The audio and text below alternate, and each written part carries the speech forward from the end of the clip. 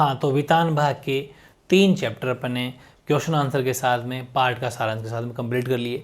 Chapter number 4 जो इस book का लास्ट है, इसके क्वेश्चन आंसर अपन कर चुके और आज अपन पढ़ रहे हैं इसके पार्ट का सार। इस तरीके से ये वितान बुक आज कंप्लीट हो जाएगी, वितान भाग सेकंड, जिसके अपन ने क्वेश्चन आंसर के 4 सेपरेट वीडियो बनाए, 4 सेपरेट क्लास ली, फिर चारों ही चैप्टर के पार्ट का सारांश आपको बना दिया। और क्या करें बताओ, बहुत तगड़ी मेहनत होगी, बहुत तगड़ी मेहनत आपने की होगी।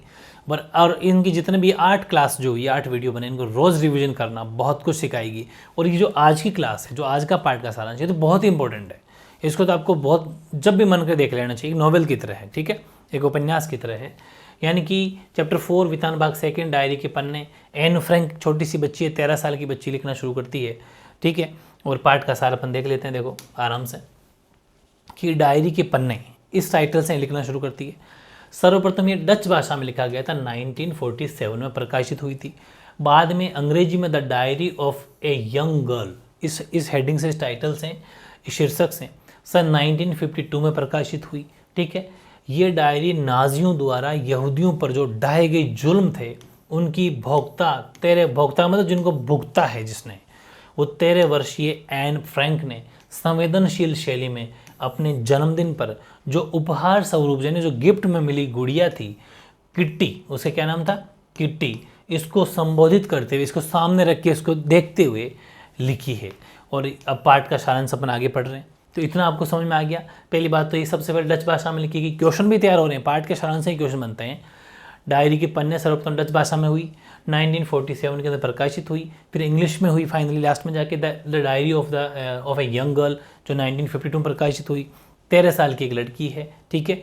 उसका नाम क्या है, उसका नाम है एन फ्रैंक, ठीक है। ये फ्रैंक लिख दिया, एन फ्रैंक है, वैसे एन फ्रैंक इसका नाम है। तो देखते हैं पाठ का सारांश क्या है। अच्छा, ये जो भी डायरी लिखती थी पहले डेट लिखती थी, बुधवार 8 जुलाई 1942, और हमेशा किसको संबोधित करेगी, प्यारी किट्टी, उसको संबोधित करते हुए प्यारी किट्टी, ठीक है। और डेट ऊपर लिखी हुई है। रविवार के बाद दुनिया उलट पुलट गई है, ये अपनी डायरी की, ये पूरी उसकी डायरी में जो लिखा है एज इट इज़ वही है कि रविवार के बाद दुनिया उलट पुलट गई है, लेकिन मैं किसी भी तरह जिंदा हूँ, कहाँ और कैसे ये मत पूछना, ठीक है। रविवार को दोपहर 3 बजे मार्गोट कौन है, जो इनकी इस प्यारी, जो क्या नाम इनका, इसकी बड़ी बहन है, ठीक है, जो ये है ना एन फ्रैंक, इसकी बड़ी बहन का नाम है मार्गोट, ठीक है। तो दोपहर को 3 बजे मार्गोट ने सूचना दी कि पापा को ASS में बुलाया गया है, मतलब जहाँ पर इनको यातनाएं दी जाएगी वहाँ पर बुलाया गया है। बुलाने का अर्थ है यातना शिविर में डालना था, बस उस शिविर में डाल देंगे, फिर वहाँ पर तगड़ी बहुत ज़्यादा ना तो खाना खिलाएंगे, बहुत ज़्यादा यातना, तंग करेंगे, परेशान करेंगे, वहाँ डालना था। हम उन्हें हरगिज नहीं जाने देंगे। माँ मिस्टर वानदान से कल ही छिपने की जगह चलने के बारे में पूछने गई थी। ये जो मिस्टर वानदान इनसे जगह पूछी थी, इन्होंने हेल्प की थी इनको छुपाने के लिए, और पूछने गई थी। बाद में फिर घंटी बजी तो हमने देखा माँ मिस्टर वानदान और हेलो बात कर रहे थे। वास्तव में बुलावा पापा के लिए नहीं था, वे स्वयं मार्गोट के लिए था, जो इससे बड़ी बहन है, उसको बुलावाया था कि आपको वहाँ जाना है, ठीक है। पापा के लिए नहीं था ये। मार्गोट 16 बरस की थी। इस उम्र की लड़की के साथ क्या व्यवहार करते हैं वे लोग, वो आप समझ सकते हैं। ये सोचकर मैं लगभग चीख पड़ी, लेकिन भगवान का शुक्र है कि वह नहीं जाएगी, क्योंकि लुक छिप गए तो वह नहीं जाएगी। माँ और पापा ने यही कहा और हमें अज्ञातवास का मतलब है जहाँ पर छुप सके, छुपने वाली जगह, बिल्कुल हिडन एरिया, ठीक है, वहाँ भेजने की व्यवस्था कर दी कि हम वहाँ चलेंगे, हम उनके वहाँ नहीं जाएंगे। मार्गोट और मैंने बहुत सी ज़रूरी चीज़ें थैले में भरनी शुरू की। सबसे पहले डायरी, कलर, रुमाल, स्कूली किताबें, एक कंघी और कुछ पुरानी चिट्ठियाँ थैली में डाली। ये कंघी क्यों, क्योंकि जो ये है ना, इसको एनी को, ये जो है एन फ्रैंक को क्या है कि अपने बालों को संवारने की बड़ी आदत थी। क्योंकि ये क्या कि जो एक्ट्रेस एक्टिंग और जो फिल्म होती है, फिल्मों की जो एक्ट्रेस होता है या एक्ट्रेस होती है, उनकी कटिंग काटती थी फिल्म अभिनेताओं की, अभिनेत्रियों की, और उसको अपने पास में रखती थी, और उनकी जैसी हेयर स्टाइल है वैसे हेयर स्टाइल को बनाती थी, इसलिए इसको कंघी वगैरह बार बार यूज़ करना जरूर अच्छा लगता था। मिस्टर वानदान मेयप को लेने चले गए, ठीक है। मिस्टर वानदान किसको लेने चले गए, मेयप को। वे आई और हमारा जूतों, ड्रेसों और जैकेटों आदि का थैला लेकर रात को ही चली गई। ये मेयप बहुत हेल्प करेगी इनकी।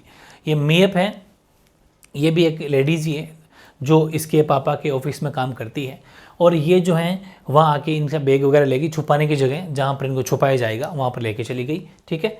और फिर क्या हुआ, मेयप पापा की कंपनी में 1933 से काम कर रही थी, इसलिए पापा के करीबी दोस्तों में थी। उसके पति जॉन भी पापा के अच्छे दोस्त थे। वे हमारा स्टॉकिंग्स, अंडरवियर और किताबों का थैला लेकर एक बार फिर लगभग 11:30 बजे चले गए। मैं बुरी तरह थक गई थी, इसलिए मैं घोड़े बेचकर सोई। घोड़े बेचकर सोने का मतलब है कि बिल्कुल कहते हैं ना कि पोते पना के सो गया, घोड़े बेचकर सो गया, मतलब बिल्कुल रिलैक्स, एकदम फ्री। मेरी नींद अगली सुबह मार्गोट के जगाने पर ही खुली, जब तक बिल्कुल पता ही नहीं चला। ये रात मेरे अपने बिस्तर में आखिरी रात थी। बरसात पड़ रही, हमने अपने बदन पर इतने सारे कपड़े लाद दिए थे मानो हम रात फ्रिज में बिताने जा रहे थे। ठीक है, इतने सारे कपड़े इसलिए लादे गए क्योंकि उन दिनों कोई यहूदी कपड़ों से भरा सूटकेस ले जाने के बारे में सोच भी नहीं सकता था। ठीक है, मार्गेट स्कूल की किताबें और साइकिल लेकर इस अज्ञात स्थान की ओर चली गई थी। 7:30 बजे हमने भी अपने पीछे का दरवाज़ा बंद किया और रसोई में बिखरी वस्तुएं यूं ही छोड़कर चले गए। ये सारी चीज़ें यही दर्शाती थी कि हम बहुत ये देखो यहाँ ये बहुत परेशानी में वहाँ गए। ये बाकी कल हम बहुत परेशानी में वहाँ गए हैं, बाकी कल। ठीक है, तो तुम्हारी यहाँ लिख दिया तुम्हारी एन, शॉर्ट में क्या लिख दिया तुम्हारी एन, बाकी कल मतलब बाकी कल नेक्स्ट। अब नेक्स्ट पेज में क्या लिखेंगे, वापस गुरुवार 9 जुलाई 1942, प्यारी किट्टी। वापस संबोधित हर बार प्यारी किट्टी करेंगे। पापा, मम्मी और मैं अपने कंधों पर बड़े बड़े थैले लटकाए बरसात में भीगते हुए गली में पहुंच गए। तभी पापा और मम्मी ने बताया कि वे महीने से थोड़ा थोड़ा सामान, फर्नीचर आदि फ्लैट से बाहर ले जाते रहे थे। ठीक है, मम्मी है, धम्मी नहीं है, मम्मी है। ठीक है, यहाँ हमें 16 जुलाई को आना था। अचानक मार्गेट के लिए बुलावा आ जाने से 10 दिन पहले ही वहाँ आना पड़ा। हालांकि प्लानिंग तो पहले से ही थी इसके मम्मी पापा की कि हमें यहाँ से कहीं छुप जाना चाहिए, लेकिन जब बुलावा आया मार्गोट को बुलाने के लिए तो फिर इनको 10 दिन पहले ही निकलना पड़ा। हालांकि 10 दिन बाद में निकलने की प्लानिंग थी, लेकिन ये बात है। पापा के दफ्तर में काम करने वाले लोग ज़्यादा नहीं थे, बस मिस्टर कुगलर, मिस्टर क्लीमैन, मेयप और टाइपिस्ट वेप ओस्क्विल, ये 4-5 लोग थे। इन सबको हमारे आने की खबर दे दी गई कि हम आ रहे हैं। उनके ऑफिस में छुपना था। ठीक है, तो इमारत की जो तल मंजिल, जो बिल्कुल बेस नीचे वाली तल मंजिल बना बड़ा सा गोदाम, काम करने की जगह और भंडार गृह के रूप में था। यहाँ इलायची, लौंग और काली मिर्च आदि पीसे जाते थे, मसाले। ठीक है, गोदाम के बाहर के दरवाजे के पास ऑफिस का दरवाज़ा है। भीतर की तरफ दूसरे दरवाजे के बाहर सीढ़ियाँ हैं।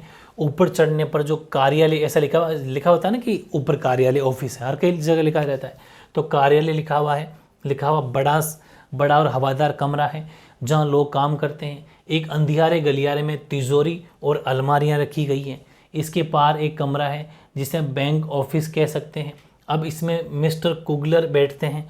उनके ऑफिस से निकलकर तुम एक लंबे तंग गलियारे से कोयले वाले गोदाम की ओर बढ़ोगी। 4 सीढ़ियाँ चढ़कर प्राइवेट ऑफिस है जिसमें सुंदर कालीन बिछाई हुई है। कालीन जानते हो ना, जो कारपेट नीचे बिछाया होता है वो, और फर्नीचर, रेडियो व आकर्षक लैंप आदि श्रेष्ठ वस्तुएं वहाँ पर रखी हुई है।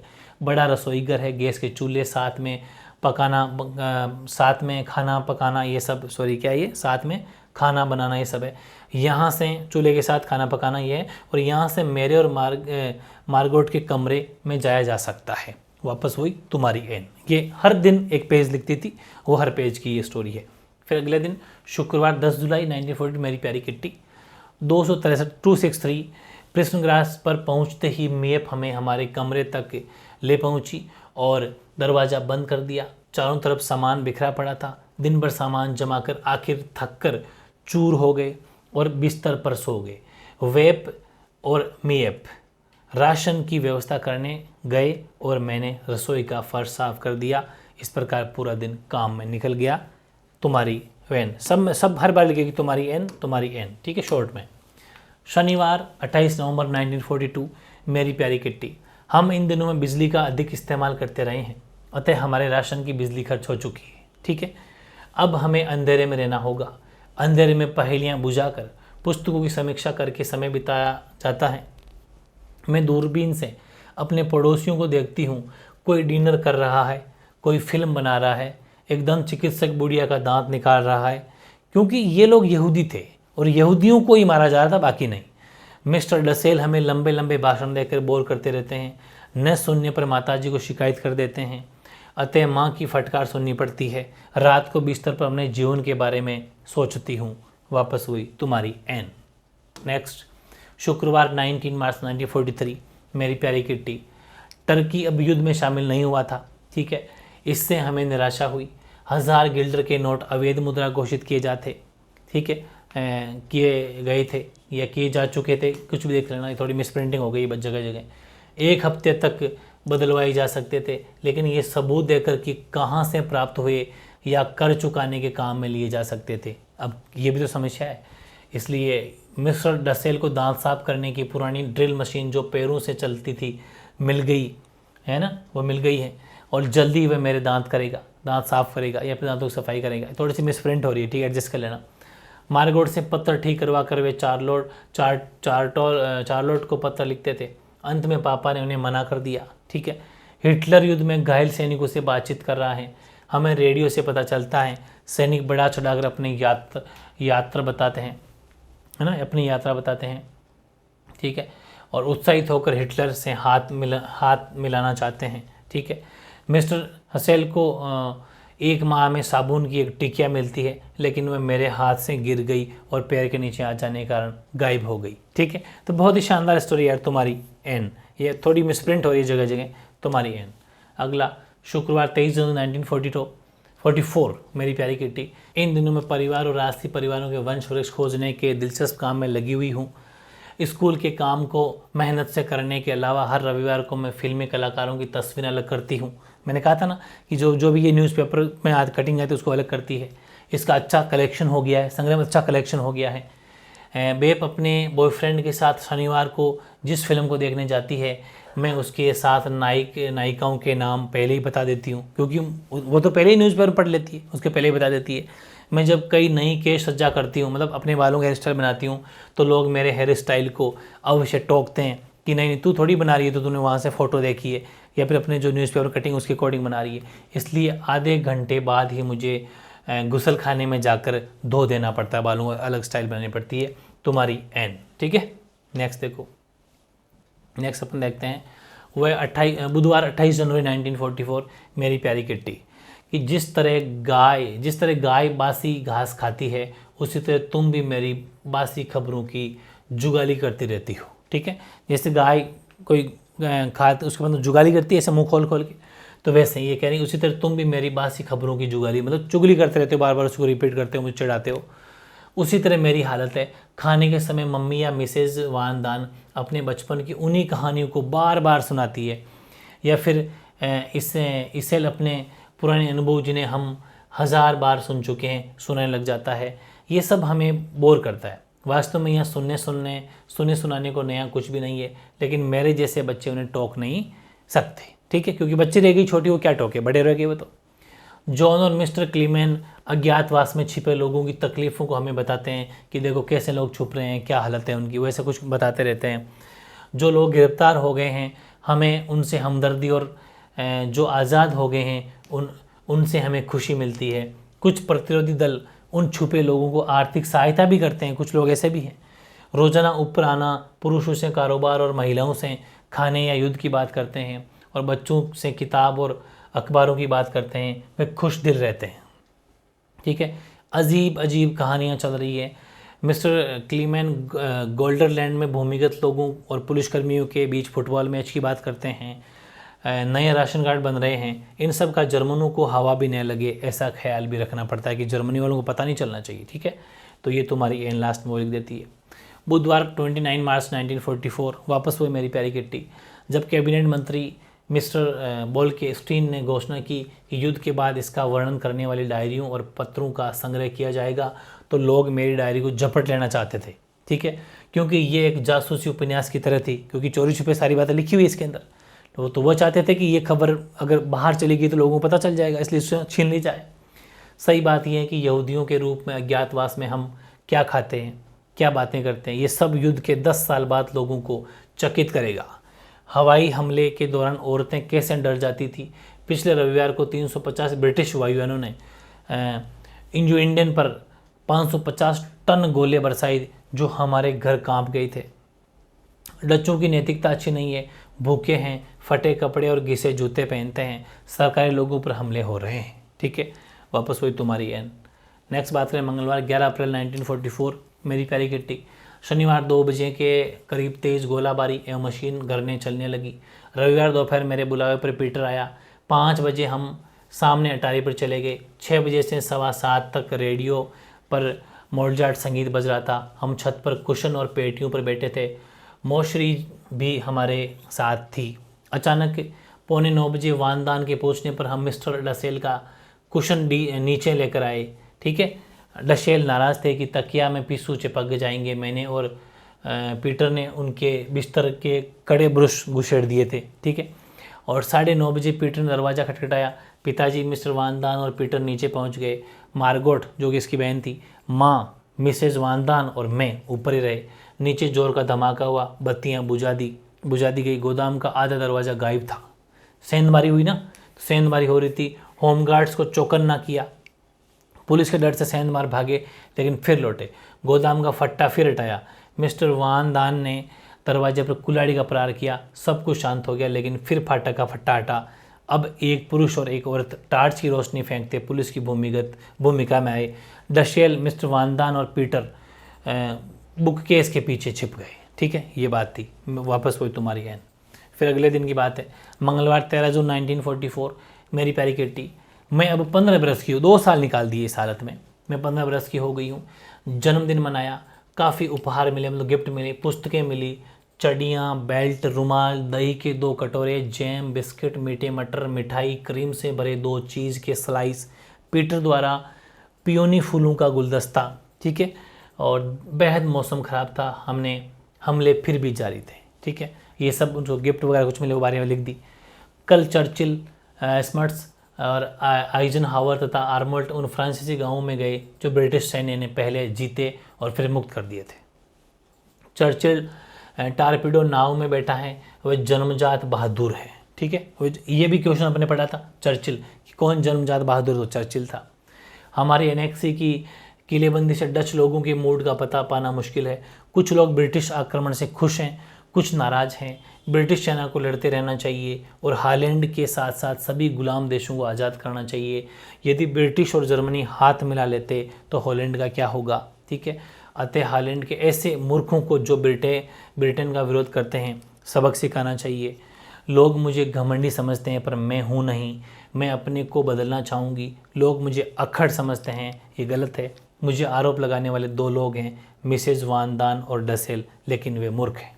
उनको ये मूर्ख कहती है। ठीक है, तो ये चीज़, हालांकि बच्ची इसको चढ़ाते हैं, समझती नहीं है, बाकी ऐसा कुछ भी नहीं है। तो ये चीज़ बातें हैं। फिर मेरे व्यक्तित्व की ये खास बात है कि मैं स्वयं को धिक्कारती रहती हूँ। माँ के उपदेशों से मुक्ति चाहती हूँ, मतलब माँ बार बार उपदेश देती है तो मैं उससे मुक्ति चाहती हूँ। मैं बिल्कुल बोर हो चुकी हूँ माँ के उपदेश सुन के। ठीक है, वास्तव में मुझे कोई नहीं समझता। मैं चाहती हूँ कि कोई मेरी भावनाओं को गंभीरता से समझे। इसकी मुझे तलाश है कि ऐसा मुझे कोई मिले जो मेरी भावनाओं को समझता हो। किट्टी, तुम नहीं जानती कि पीटर मुझे गर्लफ्रेंड की तरह नहीं, दोस्त की तरह प्यार करता है।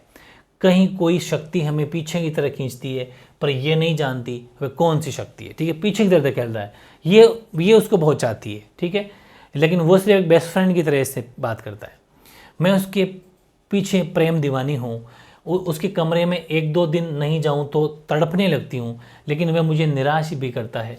पीटर शांति प्रिय, सहनशील और सहज आत्मीय है, फिर भी वह अपने आप को मुझसे छिपाता है। ठीक है, मैं प्रकृति के लिए पागल हूँ। मैं आकाश, पक्षी, चांदनी को देखना चाहती हूँ। मैं रात 11:30 बजे चांद देखना चाहती थी। रात से साक्षात्कार करने में मुझे चोर डकैतों का भी डर नहीं था। कुछ लोग तारों भरे आसमान को देखते हैं, कुछ लोग जेल या अस्पतालों में उस दिन को बाट जोते हैं कि जब वे आज़ाद होंगे तो देखेंगे प्रकृति गरीब और अमीर में भेदभाव नहीं करती। ठीक है, ये चीज़ है। और फिर नेक्स्ट देखो कि प्रकृति मुझे शांति, आशा और विनम्रता देती है, लेकिन इन गंदी खिड़कियों में से, क्योंकि अब खिड़कियाँ ठीक से साफ सफाई कर नहीं सकते, काले वो लगा कर रखने पड़ते हैं। ठीक है, तो प्रकृति निहारना असंभव हो जाता है। प्रकृति जीवन का आनंद है। संभवतः पुरुषों ने शारीरिक रूप से अधिक सक्षम होने के कारण स्त्रियों पर सदैव शासन किया। कमा कर लाना, बच्चों का पालन पोषण और जो मन में आए वह करता है। कौन? पुरुष। परंतु अब स्थिति बदली है, अब शिक्षा हो गई है। तो शिक्षा, काम तथा प्रगति ने औरतों की आंखें खोली है। कई देशों में तो उन्हें बराबरी का हक मिल गया है। आधुनिक महिलाएं पूरी तरह स्वतंत्र होने का हक अब भी चाहती है। महिलाओं को भी सैनिकों के समान की सम्मान या रेस्पेक्ट दिया जाना चाहिए। मौत के खिलाफ मनुष्य किताब में मैंने पढ़ा है कि युद्ध लड़ने में सैनिक को जितनी पीड़ा होती है उससे कहीं ज़्यादा औरत को बच्चे को जन्म देने में होती है। शरीर का आकर्षण खत्म हो जाता है उसका। औरत ही मानव जाति को निरंतरता देती है। भाई मानव जाति इंसान की जो होते हैं, जैसे ये जितनी भी प्रकृति है औरत की ही देन है। इंसान को पैदा करना ये औरत की देन है। ये सृष्टि की रचना एक तरीके से औरत की, वरना अगर औरत बच्चे पैदा नहीं करेगी तो ये कैसे पीढ़ियाँ चलेगी। ठीक है, ये चीज़ है। तो औरत ही मानव जाति की निरंतरता देती है। औरत जितना संघर्ष करती है उतना सारे सिपाही मिलकर भी नहीं कर सकते, ये चीज़ है। ठीक है, और फिर लास्ट मेरे कहने का मतलब ये नहीं है कि औरतें बच्चे जनना बंद कर दी। ये मैं नहीं कह रही कि बच्चे जनो ही मत, बच्चे तो जनो, लेकिन सिर्फ बच्चे जनने पे ही उसको ये नहीं छोड़ना चाहिए, उसको और भी आज़ादी रहनी चाहिए, उसका सम्मान किया जाना चाहिए। प्रकृति उनसे ऐसा ही चाहती है। मैं ऐसे लोगों की भर्त्सना या फिर आलोचना करती हूँ जो समाज में औरतों के योगदान को मानने को तैयार नहीं है। पुरुषों को ये बात सीखनी चाहिए कि संसार के सभ्य हिस्सों में बच्चा जनना अनिवार्य नहीं है। पुरुषों की बात माननी चाहिए। ऐसा मत सोचो कि इनका काम सिर्फ बच्चे पैदा करना ही है। खूब सारे देशों में ऐसा है कि जहाँ बच्चे पैदा करना जरूरी नहीं है महिलाओं को। जो आज़ादी है उनको, वो चाहे तो बच्चे पैदा करें, चाहे जितने करें, ठीक है ना, वो चीज़। इसलिए ध्यान रखना चाहिए चीज़ों का। अगली सदी तक ये मान्यता बदल जाएगी कि बच्चे पैदा करना ही औरतों का काम है। ये बदल जाएगी नेक्स्ट टाइम, देखना आने वाले टाइम में। ठीक है, औरतें ज़्यादा सम्मान और प्रशंसा के हकदार हैं क्योंकि वे बिना उफ किए ही तकलीफ सह लेती है। बिना उफ की तकलीफ, इसका मतलब ये कि बिना ऐसा कि आवाज़ या उफ कहते हैं ना कि बहुत ज़्यादा दर्द हो मेरे से, ऐसा कुछ भी नहीं, बिना उफ की तकलीफ सह लेती है। ठीक है, तुम्हारी एन.एम. फ्रैंक। तो ये थी बहुत ज़बरदस्त स्टोरी जो अपन ने पूरी कंप्लीट कर ली। ये पूरा पार्ट का सार है। कोई छोटी मोटी मिस्टेक इसमें लिखावट में रह गई होगी, उसको ठीक कर लेना। बाकी बहुत मज़ेदार स्टोरी है, इससे बहुत कुछ सीखना चाहिए आपको भी। ऐसे कुछ डायरियाँ आप भी लिख सकते हो, कुछ माइंड को ऐसा डेवलपमेंट कर सकते हो। तो बहुत मज़ेदार थी आपकी ये बुक। इसके चारों चैप्टर कंप्लीट कर लिए, चारों चैप्टर के क्वेश्चन आंसर कंप्लीट किए। उसके बाद में इसकी जो ये स्टोरियाँ थी, मतलब पार्ट का सार था, वो भी कंप्लीट कर लिया। तो इस तरीके से अपनी ये बुक कंप्लीट हो जाती है। वितान भाग 2 कंप्लीट। ठीक है, ओके।